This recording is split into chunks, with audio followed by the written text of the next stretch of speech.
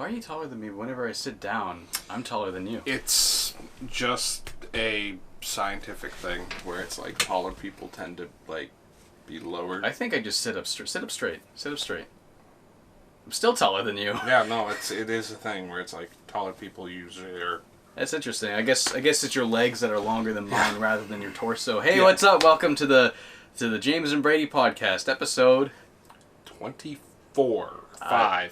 24.5. It's one of those. I actually have no idea what it is. So I'm just trusting that you did it. Sorry we're a bit late this time. When we got back from our trip in Hamilton, Ontario, we went to a convention. You had to catch up with work hours, so you've been working non-stop. This is your first day off since we got back, isn't it? Yeah. It is. It's been a grind, but I'm okay with it because I really like my job. I'm happy with it. Yeah, I'm really glad you have a job you don't hate now. And plus, lots of hours. I just realized why we look orange is because I have this on. Wow. Ta-da! Looks way better. I was like, why is the color grade so orange? We forgot to turn off the ceiling light. Nosferatu. Because the actual lights. Yeah, he's clicking the lights on and off. He didn't put them back on. So I figured we I don't know if anyone watched that like bonus podcast we put out. That was I was originally thinking this will be like what I do instead, but it's like I can't just do it without you, especially because you put this on your Patreon too. Yeah. And it would just be wrong if like they got a podcast without you even in it or whatever, or just didn't have one that month. I'm gonna crank up this one two notches. Should have had me just be like, yeah, I'm not coming back here ever again. Slam the door. God, I don't think we'll ever go back to Hamilton. That was an awful location. Convention was pretty good. Yeah. We went to Con Bravo, and it was an amazing time. Lots of friendly people have come up to us and they were like, "Yo, you're James. Yeah. You're Brady." Well, they never said you're James. They said, "Are you Nitro Rad?" And every time you would go. I would I don't know how to interact with Fanjit because I'm socially awkward dipshit. So people would come up to me being like, "Are you Nitro Rad?" I'd be like, "No, I'm James." Most people were like, "Yeah, but you're Nitro Rad, right?" And I was like, I guess, sure. And then, like, there's some people that didn't know how to react. They're like, oh, sorry for... Like, they reacted like they got the wrong person. I was like, oh, I gotta figure out a better way to respond. This is only the second convention I've gone to where I've been getting recognized. So I'm a little better at it now, but still requires practice. Any kind of, like, recognition of, like, being involved in your stuff, it's usually whether I'm just like out buying shoes or you get recognized in public all the time. It's because I have a dumber face. What like you're in like a handful of Nitro Rad videos. I'm in all of the. Plus, like I imagine there's a lot of people that like probably just see my faces in the thumbnails and don't even click them and would see. But like man, like I was just buying shoes one day before our trip. Like I want some nice shoes to wear instead of like the crappy ones I have here. Yeah.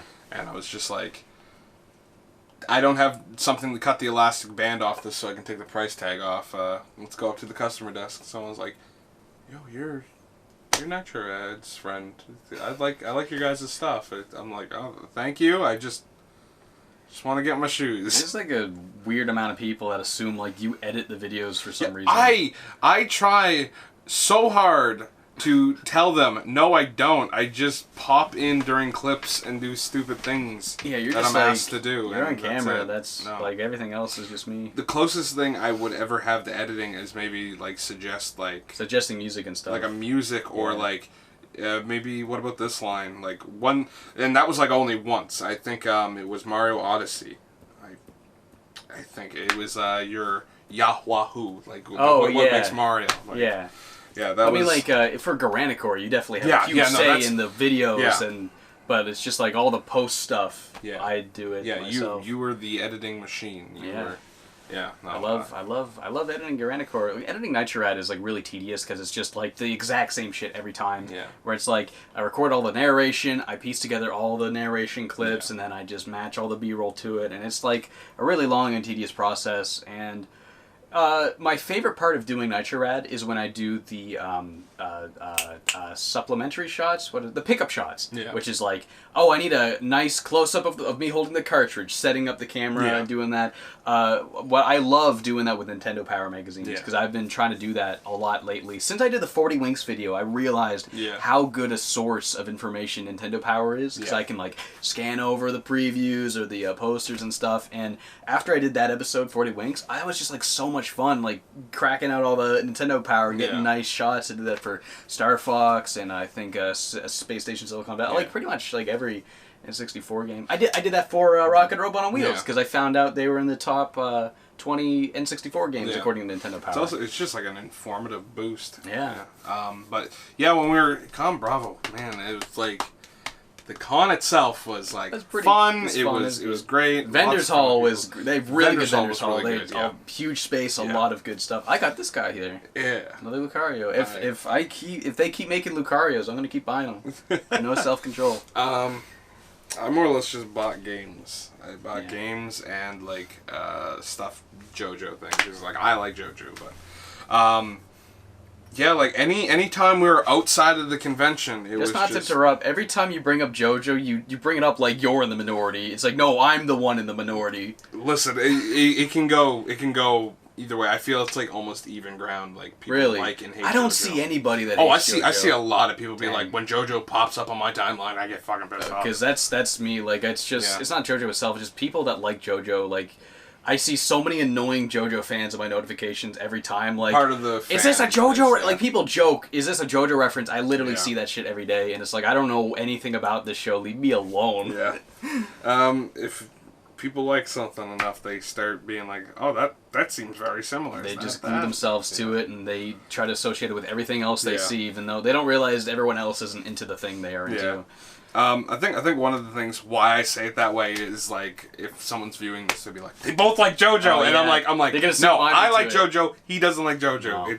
Never watched it. Never cared. My preference and enjoyments of things do not include his. Like they're like the only ongoing anime I care about right now is My Hero Academia because I mean, as you can tell from, I mean, I'm not huge in anime. I just like the normie anime shit. I get is Mob Psycho normie anime? Not really. One Punch Man. Like, I find Mob Psycho is like almost obscure when it's brought up. Like I've seen it like a handful of people go, yeah, Mob, that's a really good one. I don't see much like merch of Mob at like cons and stuff. Unlike the One Punch Man stuff, you see that in My Hero is like the most popular. I think like they call shonen is what they call it. I would say its popularity is like starting to match up to Naruto's when it first started. I guess so. Yeah. It is like, not to like say it is the same, like its popularity and its style and its eye catch is like very similar to how Naruto started off. It definitely has the same strength as Naruto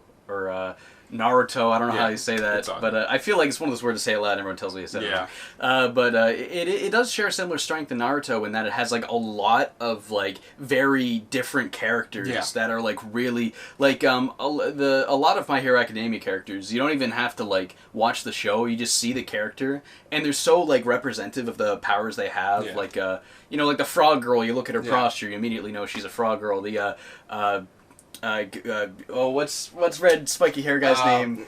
I know like all the names usually, but I have trouble remembering Japanese names. Todoroki though. Todoroki, like red, white, fire, and ice. Fire and ice. Yeah, exactly. Yeah. And like they're just really good character designs. That's why I wanted to watch it because I was like seeing these characters and I'm like, these I like the way they look, you know? I was late to the party watching it, but like I caught up super fast and I was like, I'm all for it. I love it. I started watching it when it was the first season just finished. The last episode of the first season just came out and I thought 12 episodes, let's run through it, and I'm glad I got through it when it was just one season because now they're up to like 50, 60 something episodes and I hate the only time I've ever like powered through a long series was Dragon Ball Z.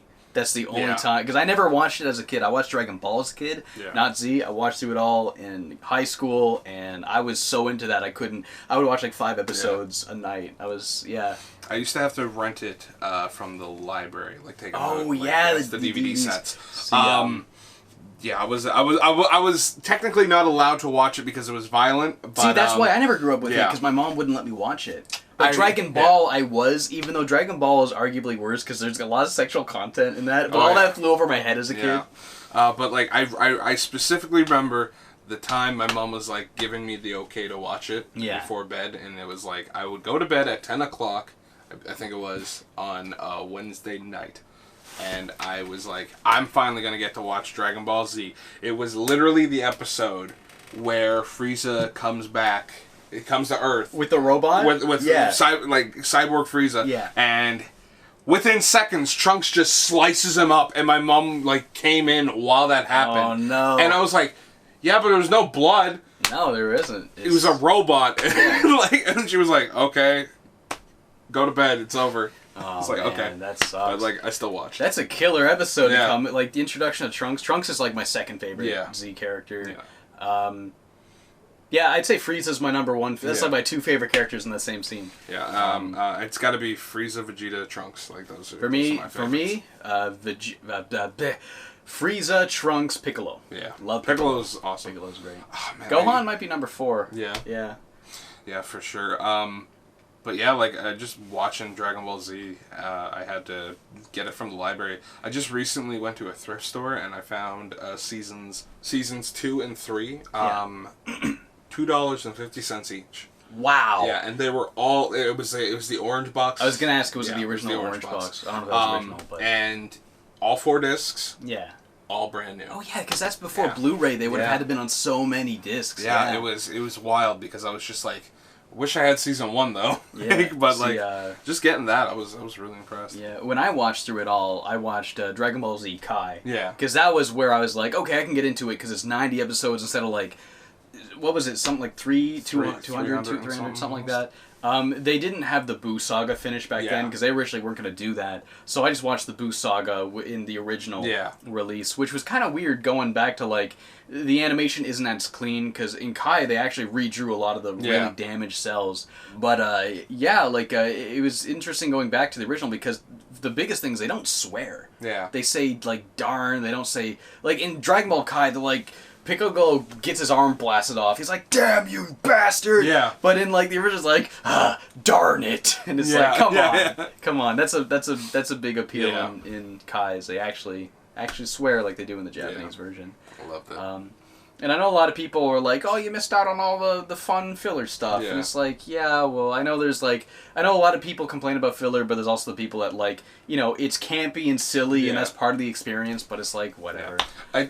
And that's where I feel that Dragon Ball Z Kai and the original go hand in hand because like. People can watch it all through for the filler. Yeah. People can watch like just the main key points. That's what I was actually going to do. Probably a year or two after I finished Z-Kai, I went back and I was just going to watch the original Dragon Ball Z from start to finish. And I got halfway through the Namek saga and I was just so burnt out because everything is so much more stretched out in Z. Because in Kai they just make it directly based on the manga. And I think in Dragon Ball Z Kai, did they cut out the whole Gohan going to high school arc? Because if they did, I'm really glad I watched the original for that. I'm pretty sure. Because I love high school Gohan. Yeah. A lot of people complain. Alex tells me he hates that arc. Like whenever he rewatches the series, he says he skips that. But I think it's very good for his development. Yeah, it's super important for his development because it's him like kind of dealing with like Chi-Chi wants him to be a normal person in society. But he's also taking on the responsibility of protecting those. Like he kind of has like he's pretty much like Japanese Superman. Yeah, he's got like the power. He's trying to hide them. The scene where he plays baseball and he accidentally flies, and the coach is like, "Gohan, you just jumped like 100 feet in the air." It's like, "Yeah, I got these new shoes." And it's gotta be the shoes. My favorite line ever. Yeah. Right, it's got to be the shoes. And when we met Kyle Hebert, I asked him about that line. They said they had an actual baseball coach in the studio, and they just got him to play the baseball coach. And that line, right, it's got to be the shoes, was like an inside joke between like me, Robbie, and other people. This would have been a little bit before we started hanging out. This was right. I think about maybe a year prior. I think so, because that was probably we were probably saying that when you like. Yeah, because like I started getting involved in your film stuff Yeah. That and a maritime when we met Kyle Hebert. Yeah. And I was like, Yeah, that's right. Yeah. So you probably were there when I asked him that. We got way off topic. We were Yeah, talking no, about anime next, and just talking about anime. Or we were talking about Con Bravo. Like everything about Con Bravo was great. A lot of friendly people get to see other YouTubers, Cartoon Gamer. We met Cartoon Gamer. He's like the coolest dude. Yeah. Like it was really weird and surreal because like he never shows his face, and it's like what was previously a disembodied voice coming out of a person now is like took some getting used to. Yeah. I met Rabid Luigi briefly. I wish I could have hung out with him longer, but he was like incredibly nice, super cool guy. Met Bob Dunga. We met Bob Dunga. Yeah. I've been friends with her on Twitter for like a while. Yeah. Seeing her in person was really cool. Yeah, for sure. Was there anyone else we met? I met blonde gamer guy, which is some dude I watched a couple videos from in like 2008 or 2009. Yeah. He's like a really old, smaller guy, and he was blown the fuck away that I recognized him. Yeah, because he came up to you being he like, came up to Nitro. me, and because he wanted to talk to me because he knew me, and I was like, I know you, dude. I remember watching you do videos in like when I was in middle school. Yeah, that was crazy cool meeting that guy. Yeah. I got a picture with him. A lot of people say that he looks just like me. I look just like him. People in the comments, they couldn't tell if he was my brother or my dad. Because he's like kind of older. I think he's like maybe 10 years older. He's probably in his 30s. I'm like in my mid-20s now. But yeah, that was really cool. Just seeing people that I knew. Because this is the first time I ever got to meet people from like YouTube. Because I've known people for a long time. It was actually Ant Dude that like that asked me to go to Con Bravo. Like he was hounding at me to go like every year. Yeah. And the year I finally go, Buddy doesn't show up because that's because he knew you were gonna beat him up. So. Yeah, I was gonna kick his ass. Yeah. I've been like going ham with like the Ant Dude bullshit on Twitter. Like someone like drew us fighting each other. I seen that. And I was like, WTF? Why am I losing? And I forget what he said. I think I said like I'm gonna fucking beat you to death or something like that. Yeah. We plan on like if we ever do something together, we definitely plan on like having a resolution to our like Twitter feud. Or like I love how like he's like the calm guy that's like, whoa, yeah, okay. He's kind of the condescending calm guy, and I'm just like the crazy person who's like, I'm gonna fucking kill you. Yeah, that's just fun to just. It's like every time we have like a crazy interaction like that, it gets like so many like so much attention. Like it's so many likes between the two of us. Like so, a lot of people are watching us be idiots to each other. Meanwhile, I'm over here drinking my water and being like, "Calm down, please." God, yeah. But yeah, like anytime we were outside of the convention, oh god, things were nuts. Literally, first thing that happened when I got there to Hamilton was I got off of the Hamilton Go bus. And walked into the Go Center and straight out the opposite side of it. So I just walked straight. And I have my luggage with my roller on like, luggage rollers. And it's, like, just wheeled behind me. And it's going... And I look ahead of me, and I see this person kind of staggering and walking over to a garbage. It looked like a fucking zombie from Resident Evil. You described it as the beginning. It was of like Resident Evil 2. like when you literally see the first zombie. Yeah, immediately as soon as I made eye contact, I seen like they were going for the garbage. Immediately, my roller luggage went right up onto my shoulder, and I crossed diagonally across the street to get as far away as possible. And I was like, that wasn't too bad as like a late night interaction. Yeah. Or like noticing something like that happen. It gets worse though. Yeah. And I was like, a lot of nut jobs. Yeah. Cause like I was like no more than like 10, 15 feet away from the hotel.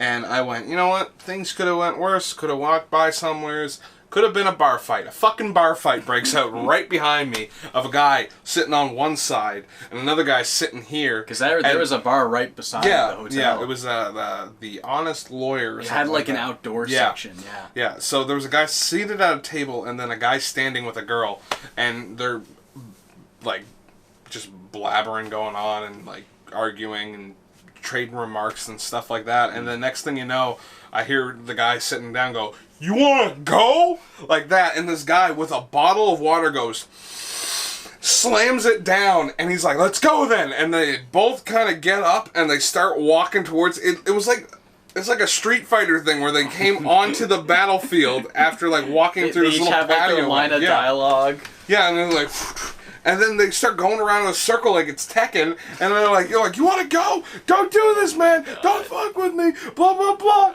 I'm like, and I'm standing there. I'm like, I don't know if I should move. I don't know. I can't call anyone. I can't message anyone. My phone's dead. I'm right by the hotel. What the hell's going on? Should I walk? And then all I hear is, oh, they're fighting. I turn around, guys up in the air, and slam down onto the pavement.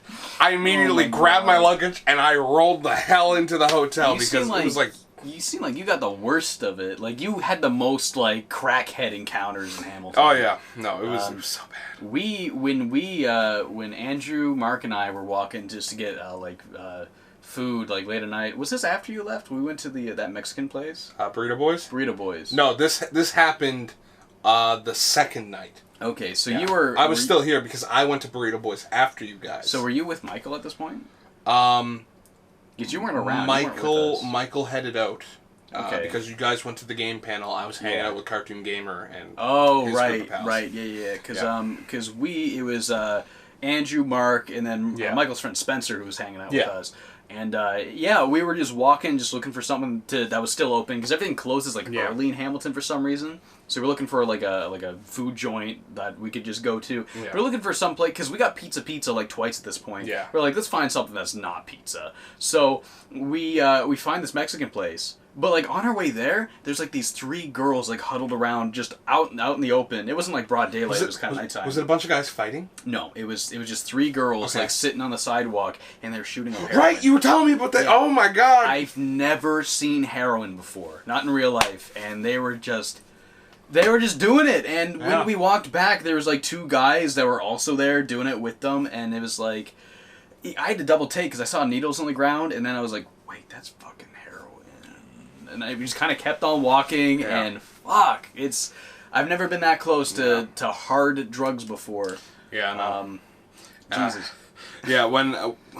When to like kind of make this story a little more connected, the first night, Michael and I with Spencer, we went to A&W. Yeah. Because apparently in the U.S. they don't have onion rings. Oh, really? So that's why we went. You guys went to Smoke's Poutine. They don't have onion rings in the States, or just at A&W? Just where they've gone, apparently.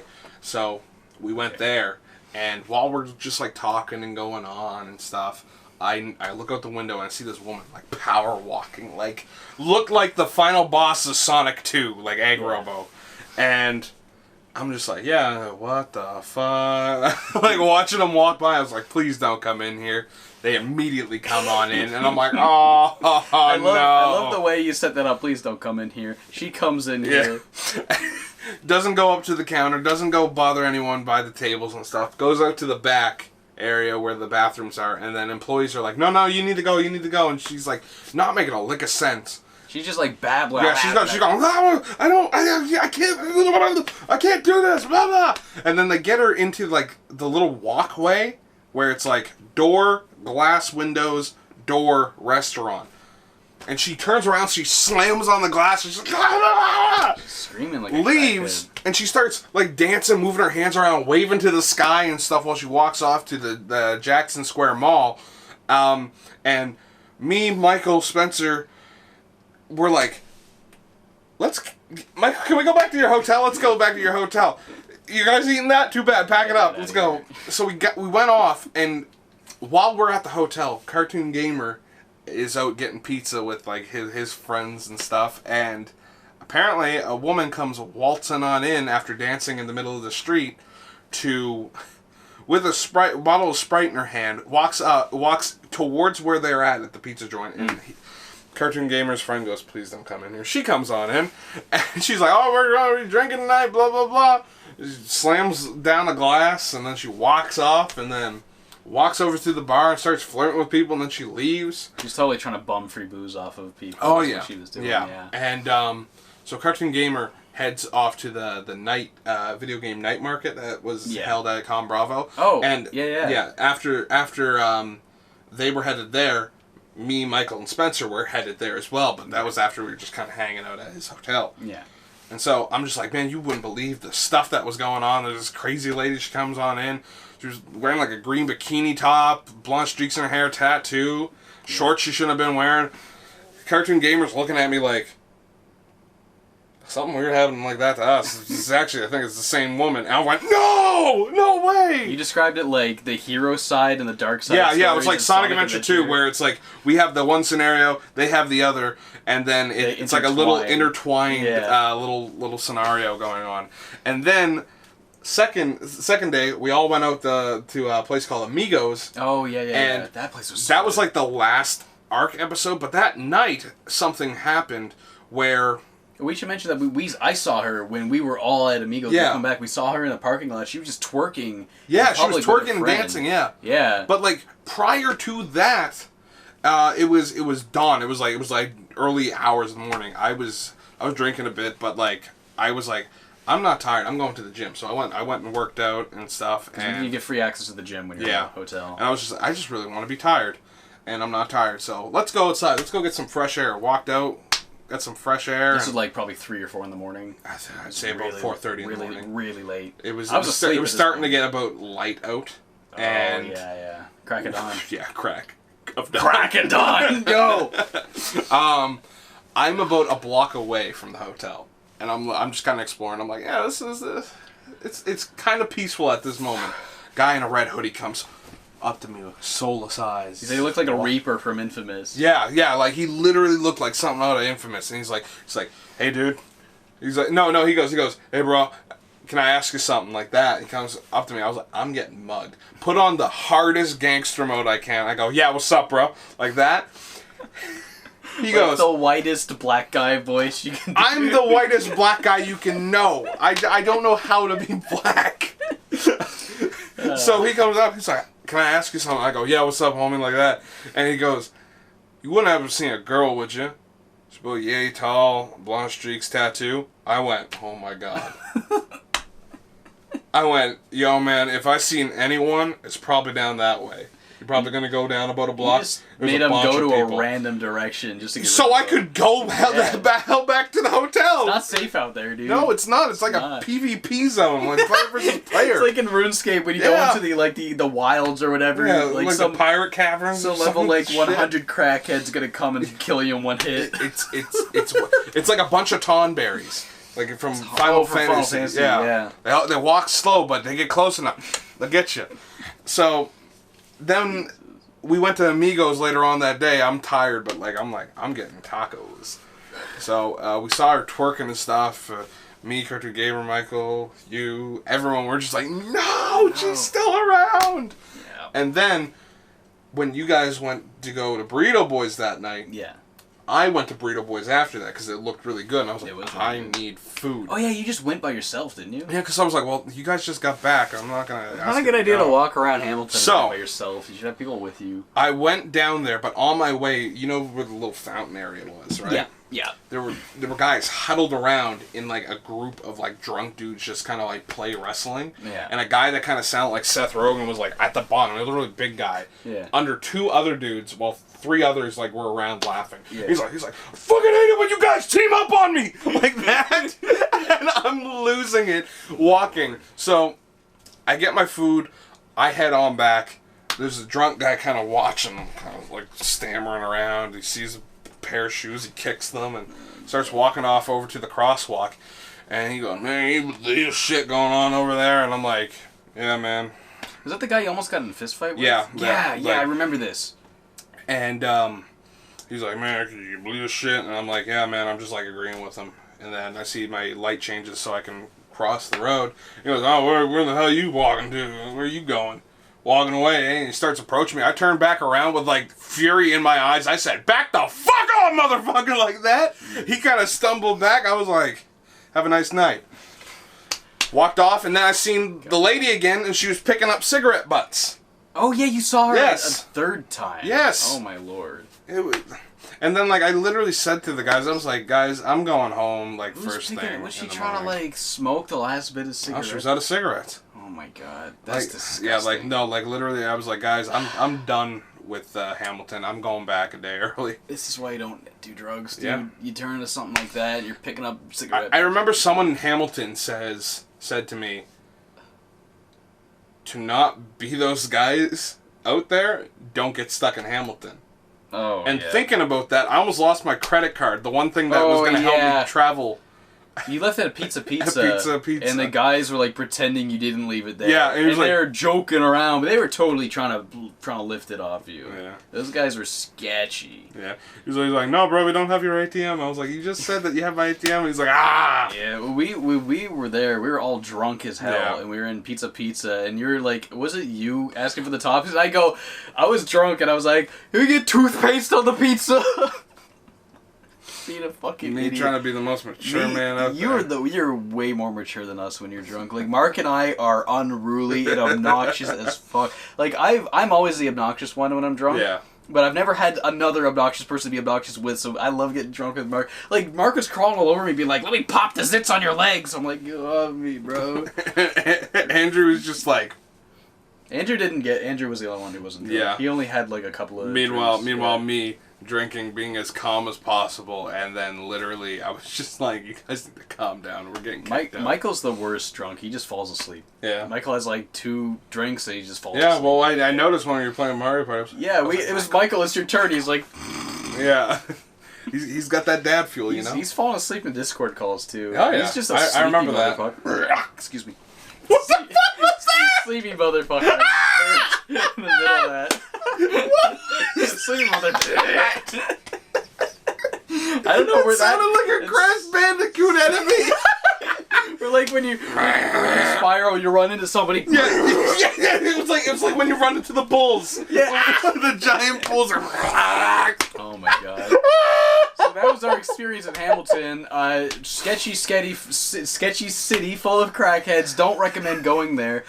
So bad. Member of the staff actually asked me. She recognized me because she knew somebody I knew, and she was like, "Hey, so how you liking the con?" I said, "I like the con, but I don't feel safe here." So she was like, "Yeah, we might try to move it somewhere else next year." Yeah, Con Bravo's a good time, but like if you're in that area, stay indoors. Yeah. And if you go somewhere, bring like at least 3 friends with you because it is not a safe city. Yeah. God. Yo, what was it? It was literally technically if we didn't want to go anywhere outside, we could have used like this overhead. We could have used the overhead walkway. But we never thought about doing that. We never did that. We just walked across. Yeah, the no, like we literally watched like 3 people like run around up like this little walk area and like screaming and like beating each other up and stuff, and then one guy was yelling at Andrew, going like Pikachu. Because Andrew had a yellow shirt on. I have a picture of him. He was just like cosplaying Noctis at the Chocobo Festival. He had like a Chocobo shirt. The Chocobo hat is a really good costume.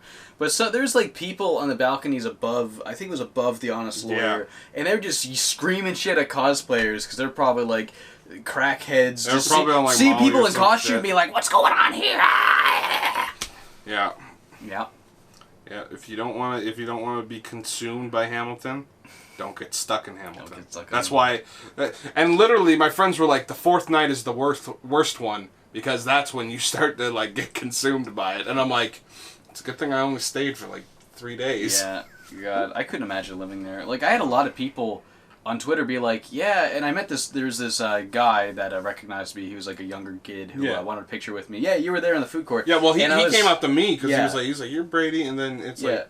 And I was talking to his dad, and his dad said he used to live in Hamilton, like, probably 10 years ago, and it's changed a lot since then. It used to be a pretty good... That's because their premier is... Yeah. Oh, yeah, apparently their premier sucks. Doug Ford.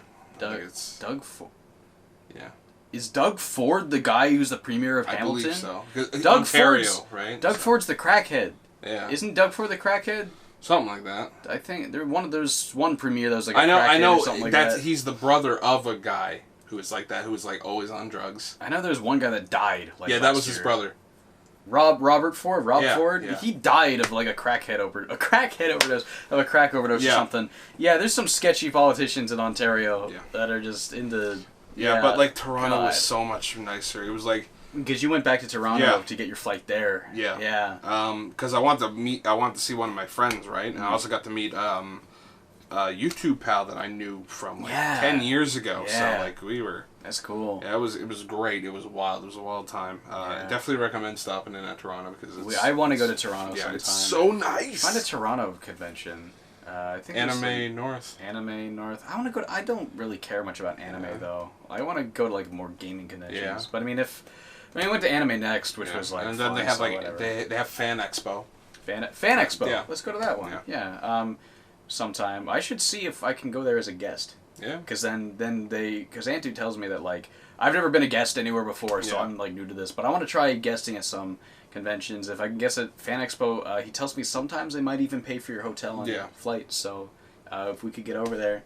But I'm going to start by seeing if I can get into HalCon, which is a convention near us. I haven't gone there in years, but I applied. They said maybe this year, but if not, next year for sure. You know.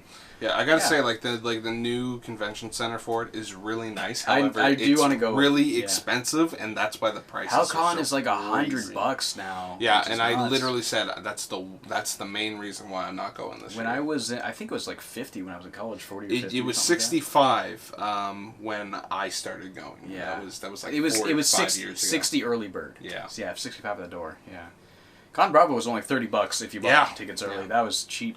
$30 and $1,000 to get there. But how was flying? How'd you experience flying? Because you're by yourself this time. We flew together and we went to New Jersey. Believe it or not, it was actually like kind of really straightforward. Yeah, well, I mean, it was super easy for me too. Only issue I had was my ears popped. However, I got so frustrated with it because I was like, okay, they said I was going to be at lower altitude and this wouldn't have happened. Yeah. Fuck this. And I went like that, and immediately they just went pop like that. That must have hurt. No, I was so furious with it. I was just like, wonderful. It feels good. I didn't have. I find like every time you feel a slight change in your as you're going up, just like every couple of minutes is what I do to avoid it. Yeah. So when I was flying by myself, it wasn't bad because I landed in Ottawa. Oh, you had 2 flights. Yeah. I had a connecting flight. I thought I had to stay on the flight while I was there in Ottawa, but like they said. This is flight 224, and I looked at my tickets. I was like, I'm just going to check 228, and I went, yeah, this isn't my flight. I need to get off. And they were like, well, it's a good thing you got that. I was like, yeah. Yeah, you would have been going somewhere different. gotta love when altitude makes you deaf. Yeah. Right? So, oh, man. Yeah. But, it was... Because, like, I was really nervous because I was, like, going by myself. I didn't have someone else to, like... 2 heads are better than one when you're in a place where you can't figure something else. One person usually notices a detail that the other person didn't. Which is exactly how it went anime next when we went to visit, like, Jackson and Andrew and all them. But, yeah, like, it was super straightforward. I went in... And it was just easy to figure out what to do because I couldn't remember at all what I did last year. But when I went into the airport, then it started coming back. You just go up, scan your thing, put your luggage on, and you're good. You just go away. One thing I was really glad about is because I had WestJet as my flight back, I didn't have to charge my luggage. It was just another carry-on. Okay. With Porter, that was charged as a luggage because too much of a small plane. Your brother bought tickets for you and like fuck it all up. It is what it is. I made it. I survived. I'm not like in debt really. I mean, I gotta give you $20 back, but like that ain't nothing. Yeah. I got my mom to buy my tickets, and I'm starting to realize like I don't think she's as like good at buying and playing. I'm just gonna do it myself next time because I have my own credit card now, so I don't have to like borrow hers and give her. Mom, borrow your credit card. Like I'm 25 and I finally got a credit card. Like, come on, what? My trip consisted of 4 different airports. Ours, Ottawa, and then I went to Billy Bishop, which is the Toronto Islands airport. What? I thought you only had 3 flights though. I did, but on the way back, I had to go through Toronto Pearson. Oh, I see. And when I went to Billy Bishop, it was like literally like a very small, like straightforward thing, and you actually go underwater.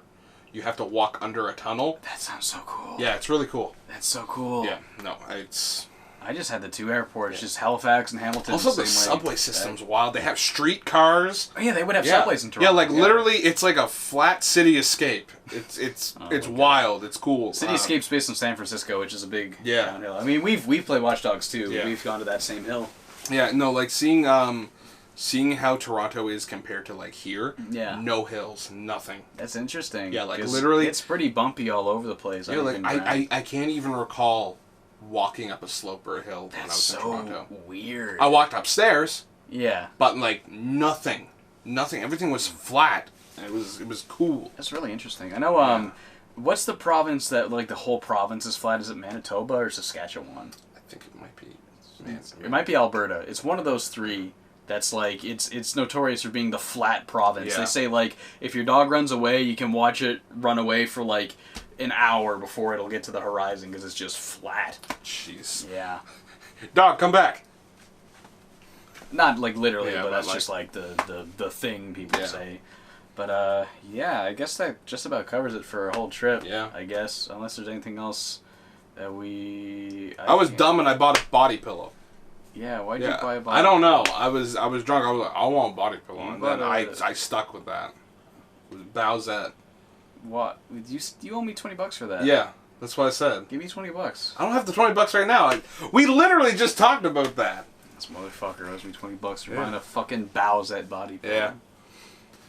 Yeah. See, like, I bought some cool stuff though. Yeah. I've got a copy of Fatal Frame 2, which is the last Fatal Frame game I need, so I can do that the Fatal Frame game series when I'm Halloween this year. I got Metal Gear Solid Legacy Collection and Metal Gear Solid 5 for the PS3 for $2. Legacy cost me $30. I got Super Paper Mario for $14. Knights Return to Dreams. You bought a lot of games on the trip, it was a lot more of what can I buy that I would want for like space, to conserve space, but like not like take up so much. See, when we came back from Anime Next in New Jersey, that was a nightmare. Me getting all my stuff back because like my luggage was pretty packed full. Yeah. And because we were there for like quite like a week and a half. So like getting everything in there was a nightmare. This time there's plenty of free space in my luggage, so it's just easy. Yeah, I had to actually put one of your prints. Oh yeah, I put it between. See, last year, I got that Mob Psycho one in the middle, and you put it in your luggage. Yeah. This is weird to like point at it looking at the screen. I got this Metabots one this year. I did not expect to find Metabot stuff. I was really worried. Look at that print. It's got Rokusho and Metabi. Yeah. And like I feel like the composition could be a little better. I find that most of the composition is very matching, very orange purples. It's teal and orange. Yeah, that was like that's not composition, that's just color. But I feel like Metabi could be like kind of more to the left. The composition of that Mob Psycho one is awesome. And I also have that My Hero Academia one. Yeah. Those are 3 amazing prints. Yeah. And I'm very glad I got them. I remember the night that you called for room service. You're like, yo, can I get towels in a cardboard box? Oh yeah, because I wanted because I'm bringing that thing home. I don't want it to get wrinkled because they don't roll it up. Yeah. And I didn't want to roll it up. Yeah. So I just put it between 2 pieces of cardboard, taped it shut, and put it underneath my luggage, and it was fine. I remember you went to go brush your teeth, and the guy came to the door. We got the towels, and immediately I took the cardboard box and I put it under the bed, and I was like, "Yo, dude, they said they couldn't find the cardboard box." And you're like, "Oh man, that sucks." And I went, unless depending on what kind of material this bed is made out of, I went under the bed and I started banging it, and then I went like that, and I pulled out a thing I thought of you cardboard. just like busted the box from under the bed. I was like, what? And he was just like. I was so confused. I was like, what? It was. You're like, no, they brought it and just put it under the bed. It was a big prank. Up to the Brady business. The Brady business. Let me help you with that. Let me help you. Jeez. God damn. What have you been doing this month for Nitro Rad? Oh, not a whole lot. Well, last month I did Robot Rocket on Wheels, and I did... Did I put Star Fox Adventures last month, or was that the month before? That was June. What did I do in July? We talked about this on the bonus podcast, but I don't even remember. Robot Rocket on Wheels. I did... I feel like I did another N64 game. Yeah. I don't remember what it was, though. I can't remember...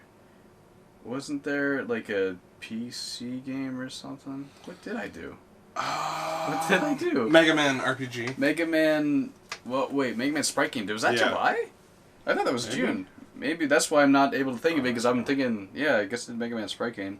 I want to talk about what I'm doing right now, though.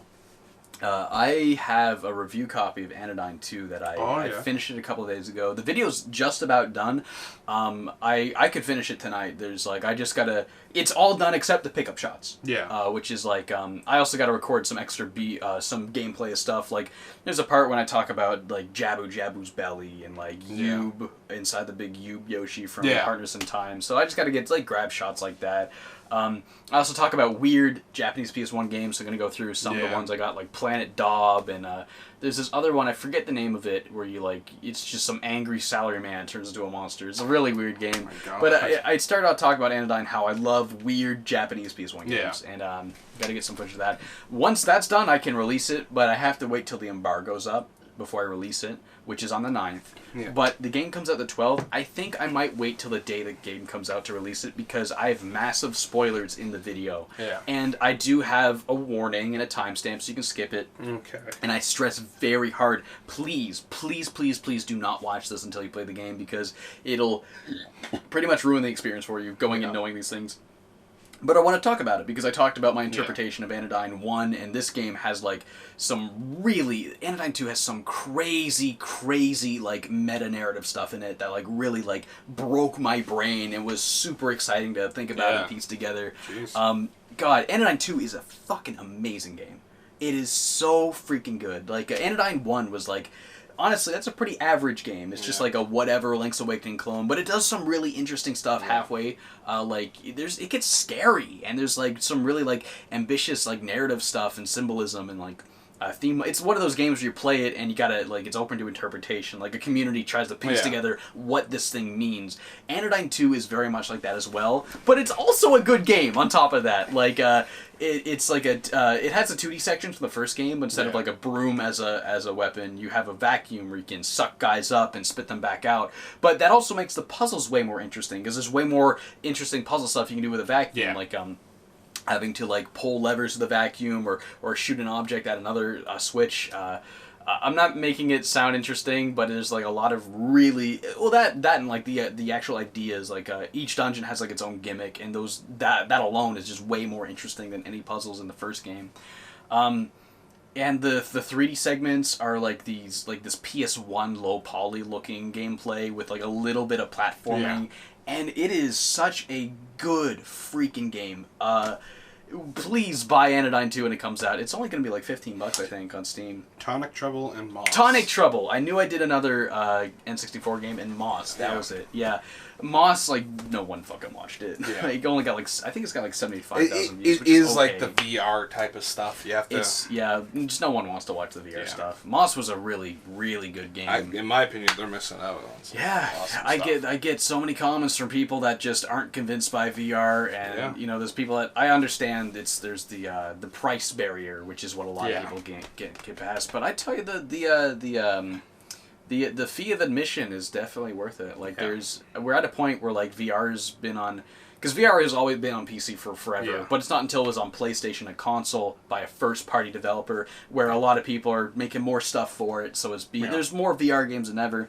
We're at a point where like you can invest $400 in a PlayStation VR, and it's totally worth it because there's already a lot of software. There's Beat Saber, there's Super Hot, there's the Five Nights at Freddy's game. Five Nights at Freddy's VR is actually dope as fuck. Like, I was really freaking into that game. I never thought I'd see the day where I got into a Five Nights at Freddy's game because I always hated that series for being like jump scare bait bullshit where they have like 4 games in 1 year, and it's just one of those things where they're just pumping it out just to make money, and it felt such like a soulless series to me. But once I played it in VR, it's like, okay, this is where this makes sense. This is where the gameplay is actually engaging and actually somewhat like interesting.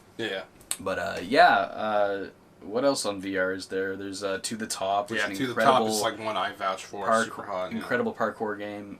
The Sprint Vector. Super fun racing game. Of course, Astrobot. Moss is a harder sell because it's a little expensive for how long it is. I still would say it's worth it. Even the Playroom games. The Playroom VR. The Playroom VR is... It's free. Yeah. It's a perfect way of demonstrating what the thing... It's like the Wii Sports of the PlayStation VR. I absolutely love you taking the Astrobots. Yeah. And you have to fight this giant, like, Leviathan monster beast thing. sea monster yeah, thing. Sea monster. Yeah. And like those games, like one person wears the headset. It's more like with Nintendo Land. Yeah. Where, like the person with the headset. Very party themed. Yeah, it's a party game where it's asymmetrical multiplayer where like one person has a headset and they're like one team versus like the four others playing on the controller on the TV, and it's free. That's like a super fun party game. Like when you crack that thing out of the box, just download that thing, get some friends, and you all get and it's a good way of like if you have a bunch of friends that have never played VR, a good way to pass it between all of you. Give each person a turn in VR, being the cat behind the curtain trying to catch the mice or the monster trying to dodge the stuff the astrobots are throwing at you. Yeah, that's a lot of great stuff. That's such a cool freaking game. For the this is what this console can do games. That's definitely one of the better ones. Yeah. Nintendo Land is super cool too, but there's only like 2 Nintendo Land games I would still go back to. The Mario one. Mario Chase and the Animal Crossing one. Those ones are fun. The Animal Crossing one where it's like you move each one both sticks, like Copper and Booker. It's really hard to get used to, but it's so much you gotta like kind of pinch people, like trap them. Yeah. I love asymmetrical multiplayer. I really want them to make more VR games where like it's multiplayer, couch multiplayer, but like it's one person with the headset versus the people on the TV. Playroom VR is the only thing I know that does that. Yeah. They need to make more games like that. That'd be cool. Because it's the same as like the Wii U gamepad, because it's like one person can see a thing no one else can see. Yeah. But the difference in VR, you're strapped in, you can't see the TV, so each team has their complete own perspective they can't see. Yeah. There's no screen cheating whatsoever. You could do so much with that. The closest thing I could think of is the persistence. Yeah. But that's like you do it with an app on your phone. That was terrifying. What's the bomb game? Keep talking and no one blows up. Yeah, keep talking and no one explodes. Nobody explodes. Something like that. Yeah. Yeah, but that one you're like one person on a manual telling the person in VR what to do. And it was oh my god. But that one it's super stressful. It's super fun. Robbie and I love that game. But that game is like all about no screen peeking, because I can't see the manual. You can't see the screen. It's also detailed explanation. You have to. It is such a good teamwork, because it's like, read me the serial numbers on the side of the bomb. It's like, PH what? How many ports are on it? 4. It's like. And the problem is you really got to be calm, because once you start shouting, it just becomes this argument, and that's not what you're supposed to do. That's how you lose. You gotta like work together systems to kind of get through these each puzzle like a little faster too. And they're all like randomly generated. They're all randomly generated, but and the thing is, there's ones with like symbols, and we have to like make up it's like the Walt Disney logo, like make up names for each symbol. The one that looks like Sly Cooper's cane, except it squiggles at the bottom.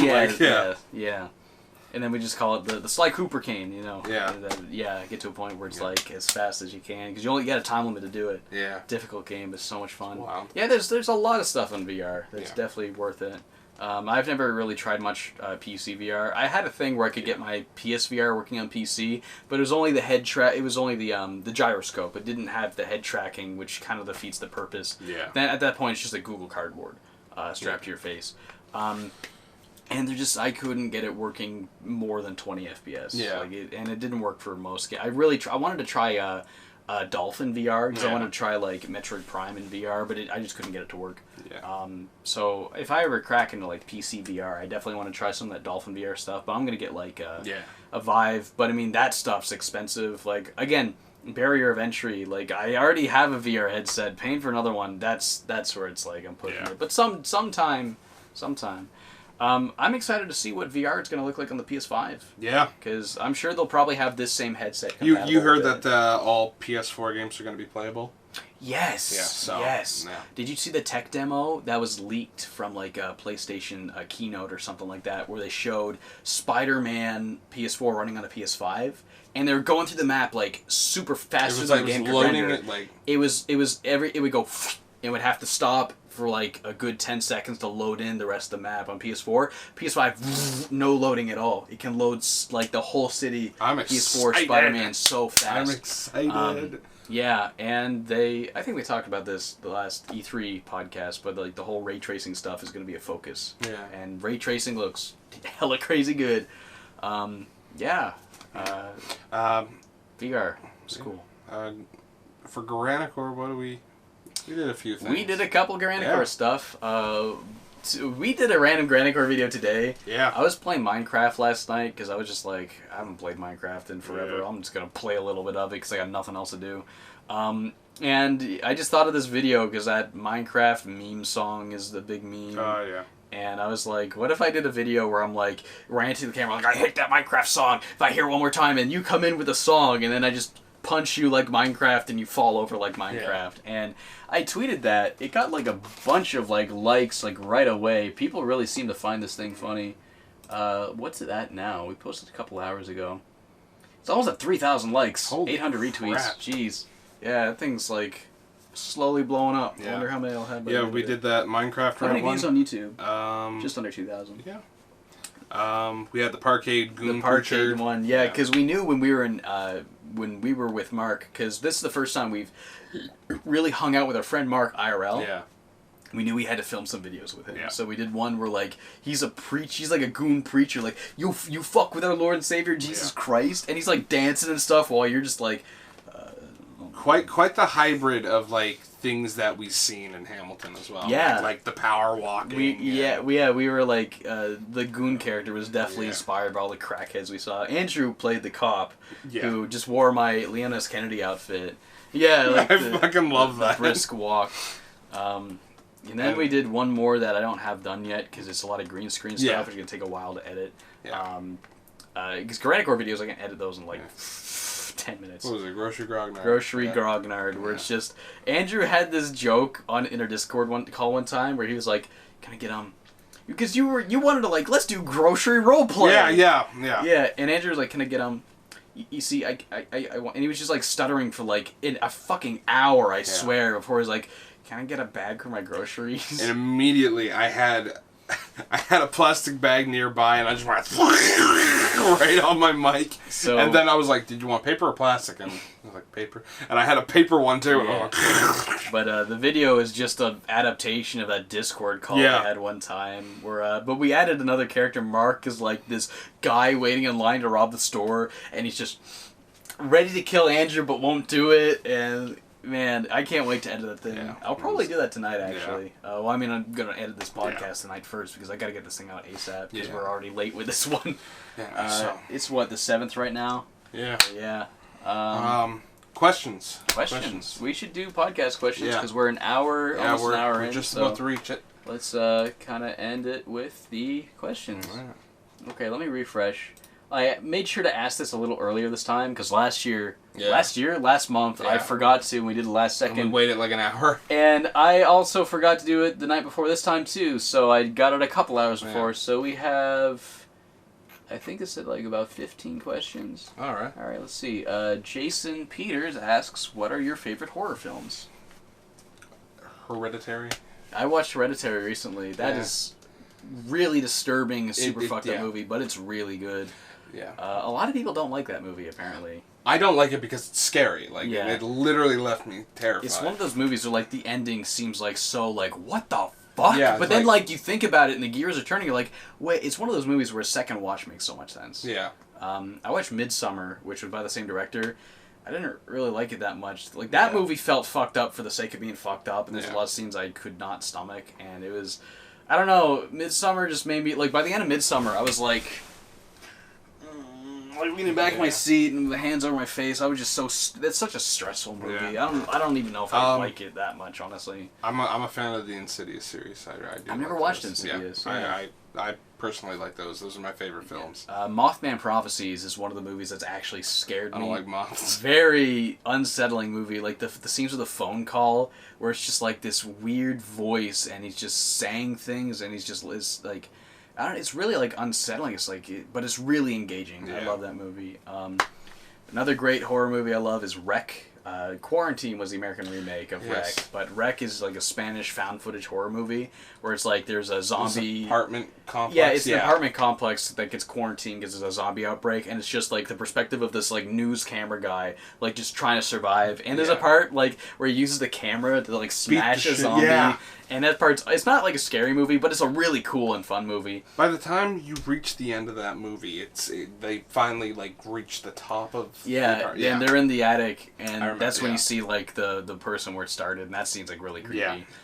There's also Rec 2. Quarantine 2 had its own sequel that just wasn't found footage, which defeated the purpose. It was like the same thing in an airport, but it wasn't found footage. It was found footage for like the first 5 minutes. Rec 2, the actual sequel, the Spanish sequel to the Spanish film, is a SWAT team with head cameras goes in right after the events. And it's like super duper cool. Halfway through, it gets really stupid, though. Yeah. It's like, actually, they're not zombies. They're demons, and I'm a priest trying to... And then, like, Rec 3 and 4 are also not found footage, and those movies couldn't decide if it was a zombie infection or a demon thing, and those movies are stupid. But Rec 1 and 2 are good movies.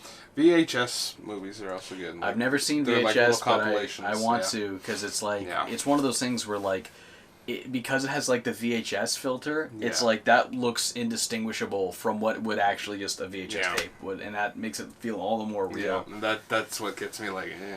I watched all the Halloween movies last Halloween with Robbie, all the bad ones. We watched Halloween 1, 2, and 3 are the only good Halloween movies up until H2O was also pretty cool.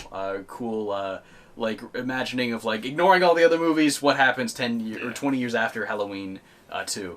And then the new Halloween movie, just Halloween, which was it's a third movie just called Halloween because it's the Rob Zombie films. I didn't watch the Rob Zombie ones. The new Halloween movie that came out this past Halloween, this past October, that was a really good movie. That movie ignores all of them except the first one. Like Halloween 2 is not even canon in that one.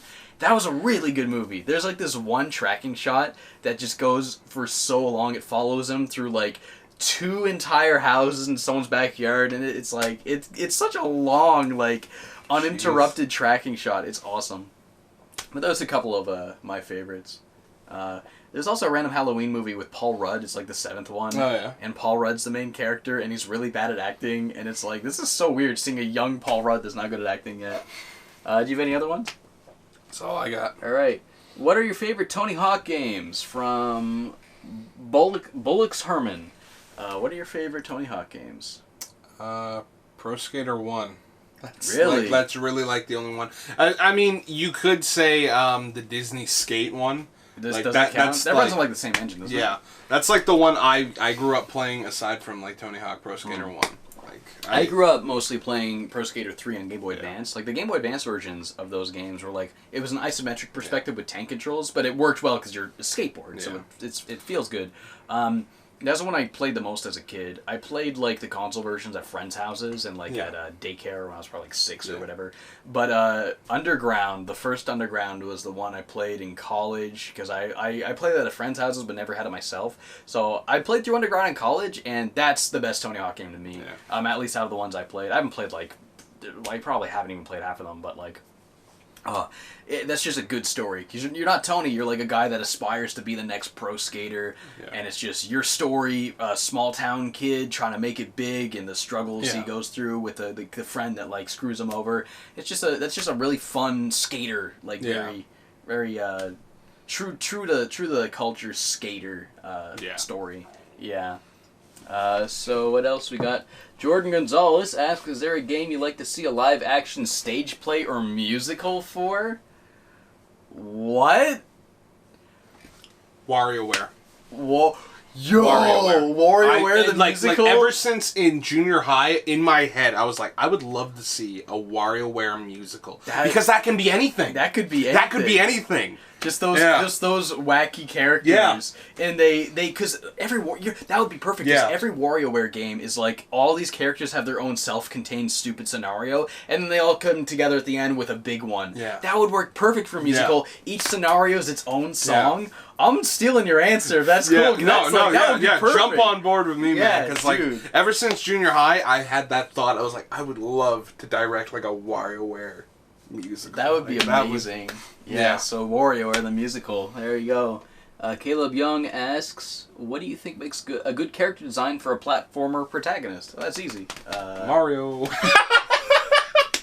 Just a character that's capable of a lot of actions. Like I would say, like, what do you want your character to do, and then make it based around that. So like Banjo and Kazooie is a great design because the bear is kind of like the brawler guy. He's kind of can attack and whatever. I come to think of it, bear can't do much, but the fact that he's got a bird in his backpack, there's a lot you can do. Because what does a bird do? A bird can fly. A bird can lay eggs. You can shoot eggs. You can flap your wings and get a little more distance out of your jump. You can walk on the bird's legs to get up like steep slopes.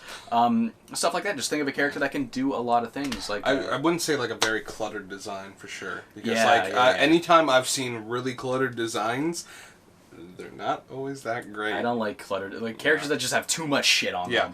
Very, very like simple, like complementary colors. Yeah, and Tai 3 kind of got that way when they're just throwing belts and shit on them to make them look cool. That's when I feel like getting a little cluttered. I like it. It's just a Tasmanian tiger and his shorts, and honestly, that's a good character design too. Because like, it's an Australian design. They got boomerangs. You're just thinking of like what this character does. He throws boomerangs, and what can you do with boomerangs? You can throw them. You can have like a boomerang grappling hook. You can like stick them out to kind of glide a little bit. It's all about what the character can do. My friend Josh said he would make if he ever made a platformer, it would be a guy that carried a ladder around, because you can do a lot with a ladder. You can use it as a weapon. You can use it as a bridge. You can climb up stuff. You can do a lot of stuff with a ladder. I would also say like ukulele, fantastic character designs. Because that's, you come to think of it, I think Brad of Snowman Gaming was the one who said this. I don't remember. Somebody said it on Twitter. I'm starting to realize like how much a better character design, like function wise, ukulele is than banjo, because the banjo, it's the bird that has all the abilities, but ukulele, Yuka's a chameleon. There's lots of abilities he has, like blending into the environment, using a tongue to like lick stuff up. Yoshi again. Yoshi's even using a motorcycle going by. I don't know if you can hear that. What are you saying? Like, I mean, like even like with like taking on like elements like ice and fire, they change colors. Chameleons change colors. Yeah. There you go. And it's another good one. I would say Sonic. Yeah. Sonic's a good character design. What does a hedgehog do? We can roll up into a ball. We can go fast. I don't know. Well, when you think about like elements of his design, like you look at his cool red shoes, like a cool red race car, or like running shoes. You think he goes fast, so speed is in the character design. The shoes kind of communicate that. So think of what the character does and base it around that. And that's also why I like animal characters, because animals have a lot of abilities that people don't. Moving on, we got Ginger Muggins asks. Oh, I skipped one. I'll go back to the other one. Ginger Muggins asks, which character would you want to go on a date with and why? I don't know. I don't think about dating video game characters that much. Look at my amiibos. I date Isabel for Animal Crossing. Well, I was going to say, I get her to do my taxes. I would literally... That's the only reason I can think of. Does it really need to even be like date? Can we just like go bowling or something? Bowling. I would go bowling with Sonic or something. Dude, Sonic would be cool. Yeah, I'd be like, here, Sonic, speed up. But no, like if I would have to go on a date, I would go on a date with Isabel. Isabel's nice. Yeah, she's a nice young woman. She's got a steady work. And she's good at what she does. That's if she has the free time. If she has the free time. Oh, yeah. She's always busy. Well, this is we're going on a date, so we're assuming she's not. Yeah. So, I guess one vacation day of the year. Yeah, that's our answer. Schmiff Callie asks, what's a game I would never review and why? I don't know, something like Tekken. Like fighting games, I don't like fighting games at all. I'm bad at them. I could not tell you why a fighting game is good. Because I just don't, I can't wrap my head around like the systems and stuff. There's like big fighting game guys that like give me Tekken and give me like Street Fighter. I couldn't tell you the fucking difference. You see people like Jerry like reviewing and talking and having a knowledgeable Bloody Roar, right? I don't know that much, but like I totally support his passion for like the game, right? I mean, I love Smash Bros. Yeah, I could review that, but. Fighting games and JRPGs that are really long. I get a lot of people being like, can you review the entire Persona series? Yeah. It's like, those games are 100 fucking hours long each. Do you want one video every 2 months? No. Like, stuff that's ridiculously long. Plus, I don't care about JRPGs that much. I like the every odd one, but some people want me, people see like, oh, you liked some of the Yakuza games. Review every Yakuza game. No, because there's like 7 or 8 or 9 of them, and they're all kind of samey aside from the plot. Games where there's too many of them and they're all kind of samey. Like the Ratchet and Clank series, I would like to talk about Ratchet and Clank, but that's a big undertaking because there's like 7+ of those games and they're all sort of similar. See, I would love to tackle like Sly Cooper, Jack and Daxter, because those are all games that have like, you know, there's only 3. The 1 and the 3, yeah. There's 3. I guess there's 4 if you count the Precursor Legacy, and the other Sly one. Sly 4. The time. But the Sly games are all they're all distinctively different from one another, so that would be perfect. But just like samey long series JRPGs and fighting games are like ones I never review. Yocom asks, "Do I plan on getting a review copy of Luigi's Mansion 3?" I don't know how to do that. Becoming an ambassador for Nintendo sounds tricky. Like, I don't know. I think there's rules with that shit. Like, I think you can only cover Nintendo stuff if you do that. Yeah. It's really like I can get review copies from indie games like easy. People offer me review codes of their products because indie games, they don't have a big publisher to market them. They gotta like try and get the word out by just giving their game to everybody that does stuff. And, like, I probably get like 3 indie games in my inbox a day, and I can't even keep up with it. See, that sucks though that you would only be limited to that, because then. I'd rather like get a review code of like an indie game. Yeah. Like Luigi's Mansion 3, I'm gonna have to buy it and then play it. Like I'm not gonna be able to get a review copy. Like AAA publishers, I don't know how I would even go about that. I would probably need to be with a network that could hook me up. And you know me, I hate networks. I'm not signing up with that shit. Yeah. The only time I've ever got a review code for like a publisher was when Bethesda gave me Doom VR and Skyrim VR codes for some reason, but I found out that they were actually refusing to give codes to like reviewers and were giving it to influencers instead, because those games, like the Bethesda's VR output has been really inconsistent. Yeah. And they're like, well, if we give it to influencers, they'll say nice things about us, because they're giving codes to fans of Bethesda instead of like people that want to not people like gonna evaluate, not the people that want to be informative and will evaluate the product. No, the people that'll like bash it in criticism because they're making sure they're gonna give it to the people who are gonna make it. That's why they give it to me, I guess. Bit greasy. Greasy. Bethesda's getting greasier and greasier. You hear about the weird Bethesda account stuff you have to do to play like Wolfenstein Youngblood. There's like microtransactions in Youngblood, I think. Wolfenstein Youngblood plays more like Destiny than it does Wolfenstein. Working in video game retail, hearing Fallout 76 for the past year has been unbelievable. That's launch that really thing has just been awful. But answer your question, there's no way I could even there's no way I could get a review copy for that. I don't know how I would even do that. Moving on, Alex Stewart says, now the games like Sphinx the Cursed Mummy and Ty the Tasmanian Tiger are getting ported to Switch. What other games from Nitro Rad episodes would I like to get ported? Blinks. I guess Blinks technically has an Xbox One port. You can, I think you can buy it in the store. Blinks you can put in the disc. It's backwards compatible. Xbox One backwards compatible is cool though, because it doesn't run it as it was. It doesn't emulate the Xbox original. It puts it out in 4K with better performance. But I would love to see like Blinks get a Sphinx port, a Switch port, if they were like kind of teaming up with Nintendo. Other games I reviewed, Rocket Robot on Wheels. I'd love to see that get a. I just want to see games be accessible again, like because it's so hard to like track down N64 games and buy them, especially locally here. Especially local here. And you go on eBay and you see like jacked up prices. Like Rocket Robot on Wheels is not a terribly cheap game. And you shouldn't have to resort to piracy. You shouldn't have to resort to emulation and getting it illegally. That shouldn't be your only way of accessing a game. Put it up on PlayStation Network for $10 or something like that. You know? The way to stop piracy is through allowing access. It's ridiculous. Neril had a video about piracy, and he said like people don't pirate games because they're bad people want to do bad things. They want to pirate games because they love these games and they want them to exist forever. And that's it's as simple as that. Nintendo pulling down the Wii Shop channel was a big bad thing for like video game preservation.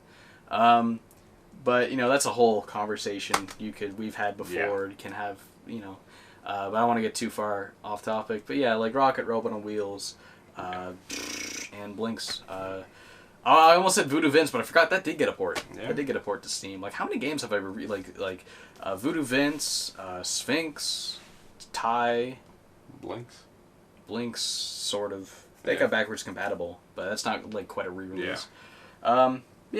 Rocket Robot on Wheels, I'd say, is the big one right now I can think of. Noah Nesbitt asks, have you ever been bullied for enjoying a certain game? Not really. I was bullied in school, but was never, like in elementary I was bullied, but it was never because of a video game. I was always bullied because I was the Nintendo kid and not the Sony or Microsoft kid who was playing Call of Duty. Because Mario and stuff like that was baby games. Yeah. And I'm like, well, I'm sorry that I'm enjoying these games and not getting mad that my sniper rifle isn't firing where I want it to, where I got knifed by some asshole. It's funny because I remember in elementary school there was all these kids, I was in grade 5, all these kids that are like 9 years old bragging they're allowed to play Halo and M-rated games. I'm like, and nowadays we're adults and you complain about these kids online screaming in your ear. You were those kids. Yeah. Okay, motherfuckers. So I was in the right for playing Mario when I was 8-year-old. Yeah. I did. Wow. I mean, again, yeah, I had a similar thing. Like, no one bullied me or made fun of me for liking Mario, but there's a lot of kids I knew that bragged they were allowed to play rated games, and that was annoying. I laughed. One time I played Fortnite by myself. There was this adult guy on there, more or less a man-child. Yeah. And he was calling me out because I had the default skin and stuff, and he didn't see I had a mic, so he was being all bold and stuff. Immediately, I plugged my headset into my Switch, and I went, the only reason why I don't want to waste my valuable money on this game is because I don't want to look pathetic. Like that. And the guy went, oh shit, you're not some kid. I was like, no, I'm not. Same thing happened to me. I was playing Fortnite like months and months ago, back when I played it like every now and then, just because it was there's nothing out at the time. It was free. I got in a squad with 4 people, and the 3 people were making fun of me for having the default skin and yada yada yada. And I plugged in my mic, and I was like, dude, I don't know, I've never really played this, so whatever. Yeah. And then the second that I started talking, they were cool, and they were like helping me out because they played for a bit, and they were giving me pointers, and it was cool. I had pretty good experience. I wish I had that experience, but like the guy was he was spiteful and petty at the start, so I decided to be a little more petty when he got shot down first, and I just looked at him laying on the ground, and he's like, help me up, man, and immediately I went. I was like, I'll lift your spirits, have fun, and then I left. I was not dealing with it. That's good. All right. Sklumpkin asks, what's your favorite restaurant around Halifax? Sushinami Royale. Love that place. I love Wasabi. I used to love, I think it was Taco Del Mar.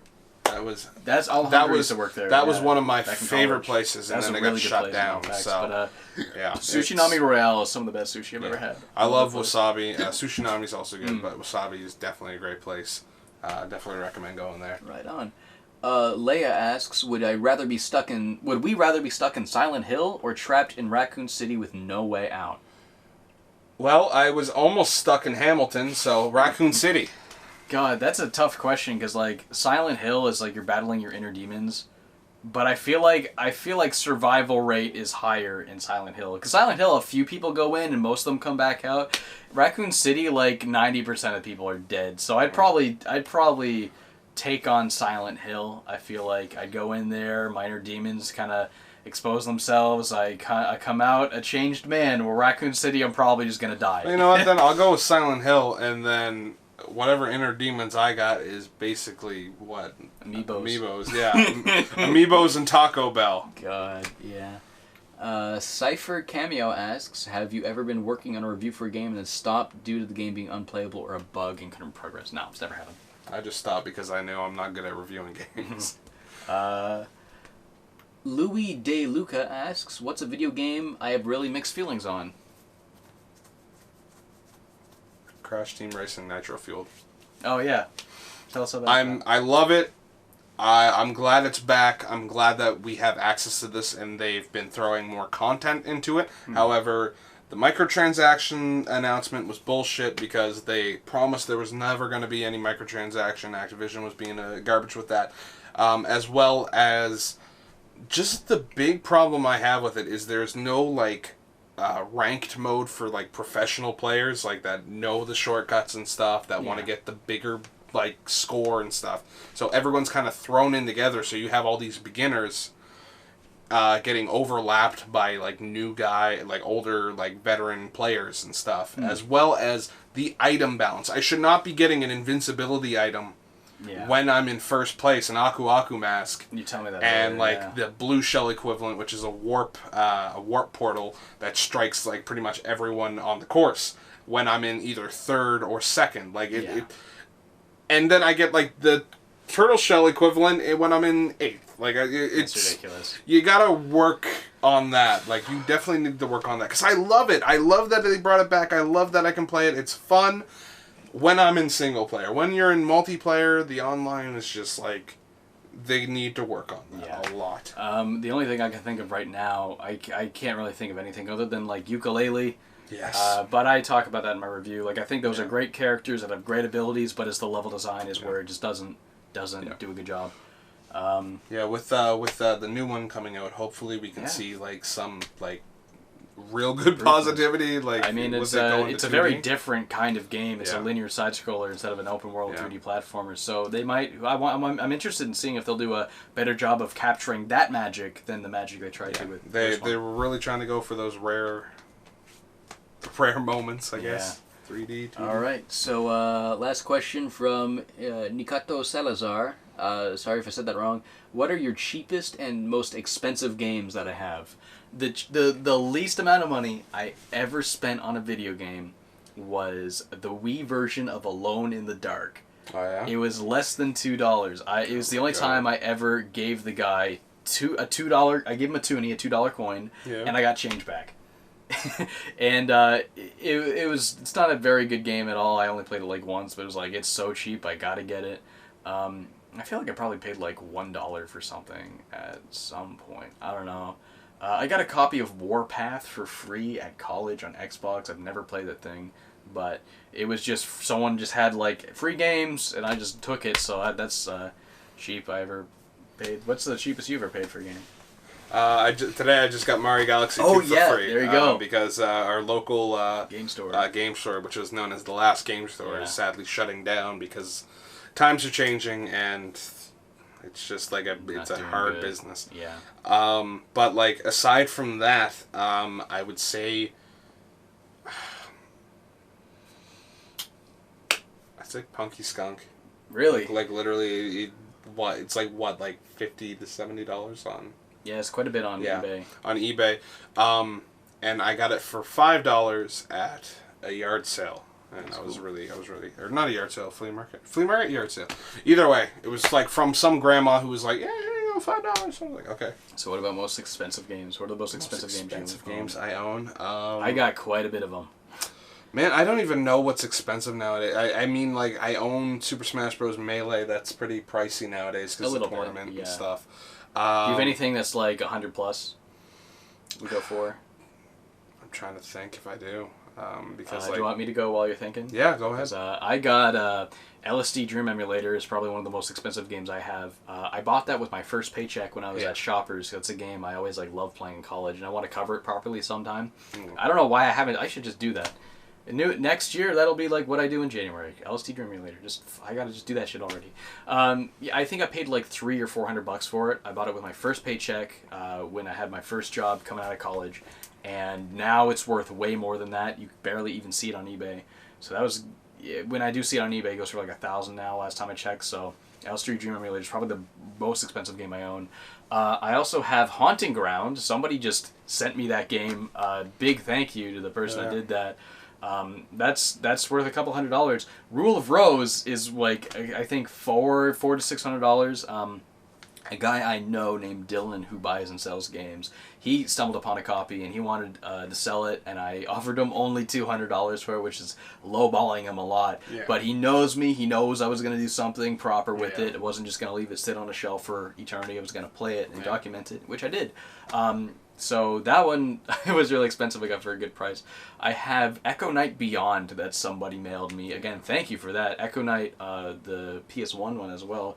Those games are fairly rare and expensive. I have Clock Tower on PS1 and Clock Tower 2, which is Clock Tower Ghost Head. Those games. Clock Tower 2, I spent a lot of money on. It was getting really close to October, and I was like, I just bit the bullet. I think I paid like $200 for it. I really wanted to review that whole series. The Fatal Frame games were a little expensive. The most I paid was Fatal Frame 2, which was $80. But again, that's not nearly as bad as any of the clock tower games I had to pay for. That was the only one I didn't get a good deal on. All the other ones were like probably less than $40 or $30.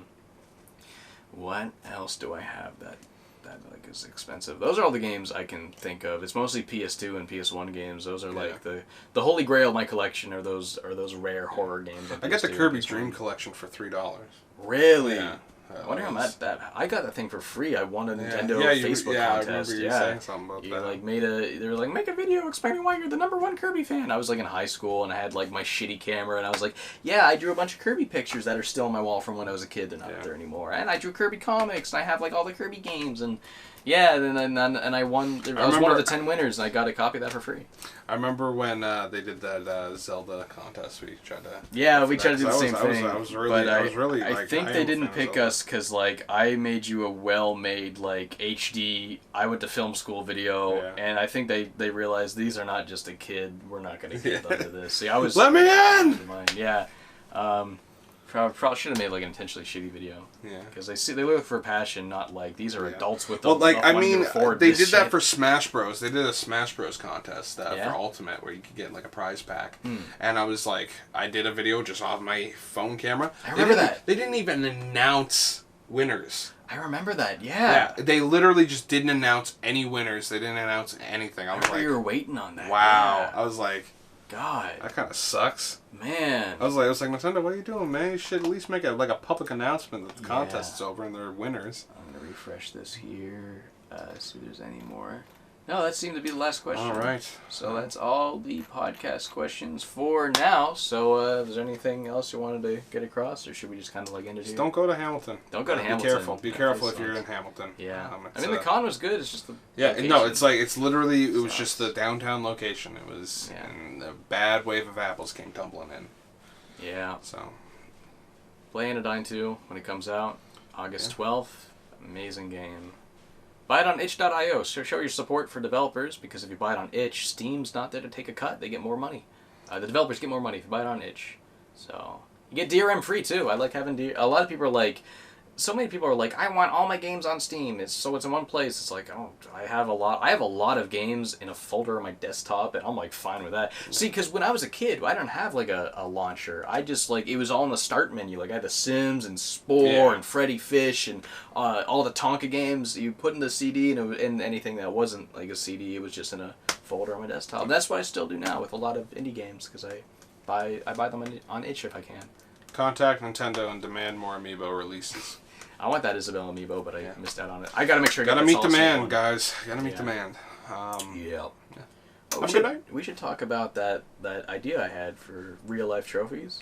Oh yeah, So I was literally just hanging out with him today, and James kind of threw this idea at me for my channel. Because we got these things. Yeah, I got one myself too. It was it's these like solar powered. There's not enough light in here. What if I put my flashlight on? No, I'll just put a battery in it. Okay. I'll get a battery. So these are like solar powered and battery operated spinners for like small objects. They work wonderful for like amiibos, and James kind of pitched this idea at me that I myself was kind of thinking of, because I want to get one for my amiibos and have like a good chunk of information kind of talking about like the characters in the series, as well as like just the waves of amiibos. Like we could have like the Zelda series, we could have the Mario series, Smash Bros series. Smash Bros would probably be like a good two-parter, but like things like this, and just have like them on a background and display like the figures, kind of like the Smash Bros Brawl and Melee. You know, it would just have that like abstract background, and we could just film this either on a green screen or with that background on a TV in the background. Because if like filming TVs looks bad, but if it's like out of focus, I've used that for backgrounds in B-roll before. Me holding up a game with like my PS2, PS3 background on my HD TV in the background. It looks great out of focus. Put this in the 45mm. Definitely dust them all off first, but like you next time you come over, bring a bunch of your probably not all of them. I can probably bring like the Mario set. We'll start with the Mario set, or maybe even the Animal Crossing. Bring the Mario and the Animal Crossing sets, and then we'll. So it would basically be a video that looks like someone is clicking right and scrolling through all of the trophies, just like Smash Bros. I'll put the HUD, we'll have the background, and we'll write like a little blurb that you and me will write together. Yeah. Well, you can write it on like the games you know about. I mean, like the Dark Souls one, I'll have to write because you don't really know much about Dark Souls. Yeah. Or I can get somebody. I'm not huge into Dark Souls. We get like Robbie to write a little blurb because Robbie loves that. Yeah. Loves those I games. stopped into the stream and he's very informative.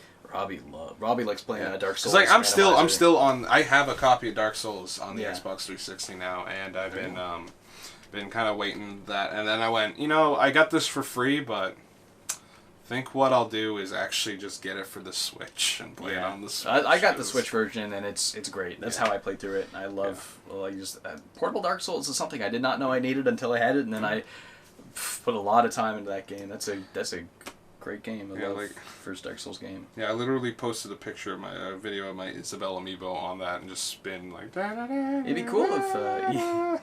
cool if we got all of the Totakus too and did it for those. We most likely be able to. I have the Bloodborne Totaku. That's the only one I have. I have a few of the Crash Bandicoot ones. Maybe a Bloodborne Totaku. Yeah. Stick that on this bad boy there. Wonderful. Yeah, look at them go. It's cool. See, I got these. They had these at Hamilton. Con Bravo. Some guy was just selling them $10 a pop, and I was like, hell yes. Again, I meant to bring them up when we were talking about the pickup shots. Yeah. Just a nice close up of the cartridge. Now I can have it a slow rotation. Yeah. My Life in Gaming has the best. The absolute best pickup shots I've ever seen. Yeah. Close up the consoles, the controllers, and they have stuff like this to have a slow rotation. Or at least I would imagine they do a good job of making sure you don't see it in the shot. Yeah. You get those like the hardware slowly rotating, nice thin focal length, probably in like a 45 mil or something like that. Yeah. Oh, it looks so freaking good, and I can't wait to do something similar with this. Yeah. Hopefully, the Anodyne soundtrack I ordered on cassette, because the Yeti had a thing where they're selling Anodyne 1 soundtrack on cassette. I want to use this thing to get a nice, cool close-up of it to include it in the video. Hopefully, it comes out by the embargo. Yeah. But we got some ideas. Good stuff. Yeah. Anything else to talk about, or? No, that's pretty much it. Have a good night. All right. Have a good one.